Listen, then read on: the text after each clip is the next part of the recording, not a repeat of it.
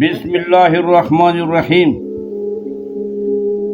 زه خانجي خبرې کوم د ګندو د خاورې اوسېدونکی یم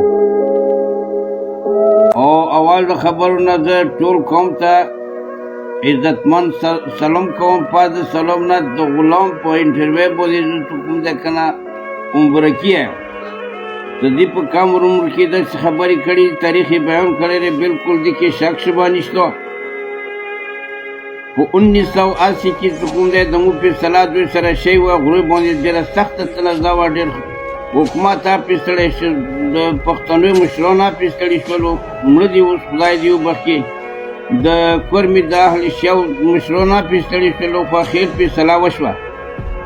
بیا چې کوم دی که نه په دې باندې قسمونه کچرۍ کې کېښللی شولو. مثل حکومت سره یې که مدر ویغی خو مثل وکشه که نه حکومت ته مو دا اپیل کوم زه چې کوم دی ته یک طرفه حکومت مه کوه. ته د مو چې کوم دی که نه هم حکومت چې ته په عدل باندې فیصله وکړه.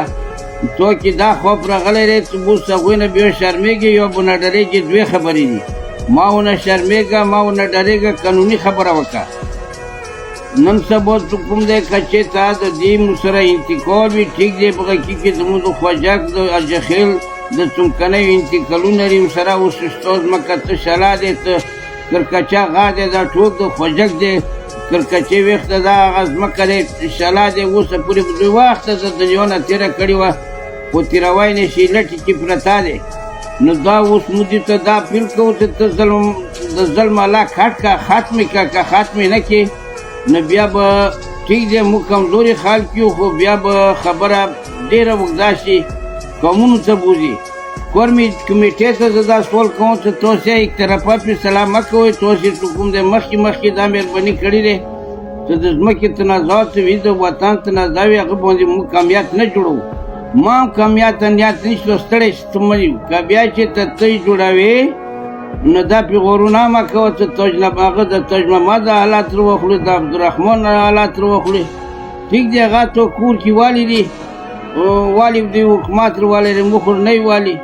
خو دا هغه درته اپیل کوم چې ګارو لاندې نورې ګارې دي. که چېرته ته دا خبرو نه ته دستبردار نه شې نو بیا پړه چنار ته تاریخ وکساته. د پړه چنار د چا په نامې جوړ دی، د چا خاوره دی، څوک تاوال راغلی دي. ته مونه تاریخ وکسه درویغ دی ایمان زول دی 1540 کاله وروسته راغلی. زه تونه 1540 کاله مخکې خو دې کې کیسه ده راغله چې ما انګریز ته بدي وکړه، هندو ته بدي وکړه.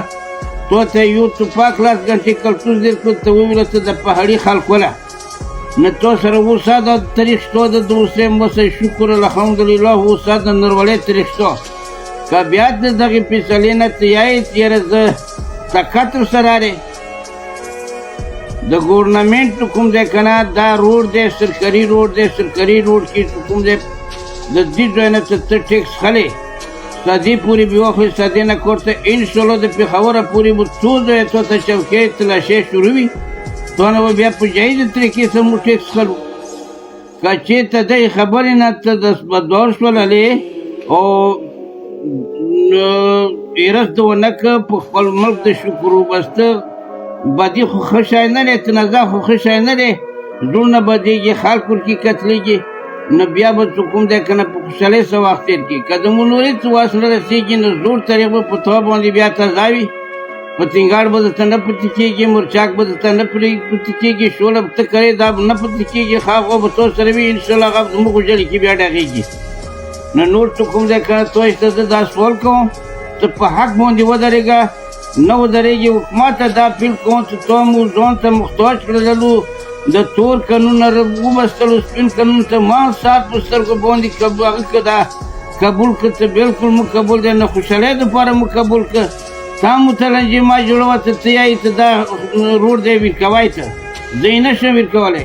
ما که غره ته وخت تېر کړی، تیږې هم ټکولی دي. تو خپل زمان تو کوم دی تعلیم یافته جوړ کړی دي. نه مونه عقل زیات دی، نه مونه ښایست زیات دی، نه مونه هغه کې د ځوانۍ کې زیات دی. خو موږ دا دی چې موږ تعلیم نشته.